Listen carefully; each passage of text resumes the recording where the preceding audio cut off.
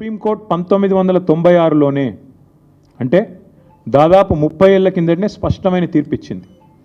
అడవి అని ప్రత్యేకంగా రిజర్వ్ ఫారెస్ట్ అని డిక్లేర్ చేయకపోయినా అడవులకు ఉండాల్సిన లక్షణాలు ఉంటే 0.4 క్యానపీ ఉంటే ఖచ్చితంగా అది ప్రైవేట్ ల్యాండ్ అయినా ఓనర్షిప్ ఎవరిదైనా ఖచ్చితంగా దాన్ని అటవీ భూమిగానే గుర్తించాలి అని సుప్రీంకోర్టు తీర్పు ఇవ్వడమే కాకుండా సుప్రీంకోర్టు రాష్ట్ర ప్రభుత్వాలకు ఆదేశం కూడా ఇచ్చింది.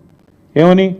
మీ దగ్గర సుప్రీంకోర్టు తీర్పుకు అనుకూలంగా ఓనర్షిప్ ఎవరిదున్నా అట్లాంటి భూములు ఎక్కడెక్కడ ఉన్నాయి లెక్క తీయండి, దాన్ని రిజర్వ్ ఫారెస్ట్గా ఆల్రెడీ డిక్లేర్ చేసి ఉన్నా చేయకపోయినా ఆ లిస్టు మాకు పంపించండి అంటే ఇక్కడ కూడా మన తెలంగాణ ప్రభుత్వం కూడా రేవంత్ రెడ్డి ప్రభుత్వం కూడా సుప్రీంకోర్టు ఆదేశాలకు అనుగుణంగా ఒక కమిటీని కూడా ఏర్పాటు చేసింది ఆ స్థలాలను గుర్తించడానికి. అందుకే 0.4 క్యానపీ ఉన్న ఈ భూమి ఖచ్చితంగా అటవీ భూమి. మీరు చూస్తారు సుప్రీంకోర్టు ఆల్రెడీ దాన్ని అటవీ భూమిగానే చెప్పి